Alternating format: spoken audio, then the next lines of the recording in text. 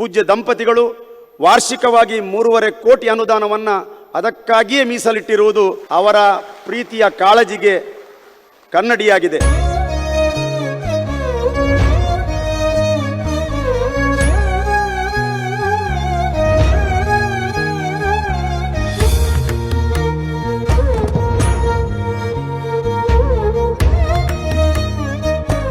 ಮನೆಯವರು ಫ್ರೆಂಡ್ಸ್ಗಳ ಸಹವಾಸದಿಂದ ಕುಡಿತ ಜಾಸ್ತಿ ಆಯಿತು.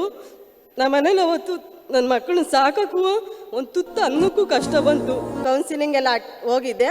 ಅವ್ರು ಹೇಳಿದ್ರು ಕೌನ್ಸಿಲಿಂಗಲ್ಲಿ ಮತ್ತೆ ಫ್ರೆಂಡ್ಸ್ಗಳ ಸಹವಾಸ ಅಂತನೆಲ್ಲ ಹುಷಾರಾಗಿ ನೋಡ್ಕೊಡ್ರಮ್ಮ ಅಂತ. ಅದಕ್ಕೆ ನಾನು 3 ತಿಂಗಳು ಕಷ್ಟ ಆದರೂ ಪರವಾಗಿಲ್ಲ, 3 ತಿಂಗಳು ಕೆಲ್ಸಕ್ಕೆ ಕಳಿಸ್ಲಿಲ್ಲ. ನಾನು ಇಷ್ಟು ದಿವಸನೇ ಕಷ್ಟಪಟ್ಟಿದ್ದೀನಿ.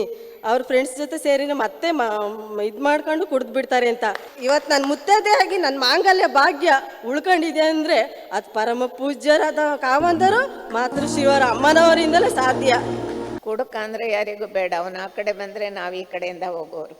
ಆದರೆ ಅವರನ್ನು ಸಹ ಸರಿದಾರಿಗೆ ತರಬೇಕು, ಅವರಿಗೂ ಒಂದು ಬದುಕು ಕೊಡಬೇಕು ಅಂತ ಹೇಳಿ ಈ ಜನಜಾಗೃತಿ ವೇದಿಕೆಯನ್ನು ಆರಂಭಿಸಿದ್ದಾರೆ.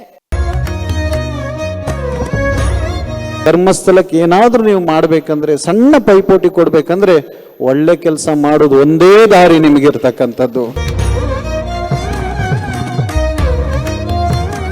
ಮನುಷ್ಯನಿಗೆ ಬೇಕಾಗಿರತಕ್ಕಂಥ ಆತನ ಮನಸ್ಸು ದೃಢ ಸಂಕಲ್ಪ ಮಾಡಿದ್ರೆ, ಕುಡಿಬಾರದು ಅನ್ನುವಂಥದ್ದನ್ನು ಆತ ನಿಶ್ಚಯ ಮಾಡಿದ್ರೆ ಬಹುಶಃ ಈ ಎಲ್ಲ ವ್ಯಸನಗಳಿಂದ ಆತನಿಗೆ ಹೊರಗಡೆ ಬರಲಿಕ್ಕೆ ಸಾಧ್ಯ.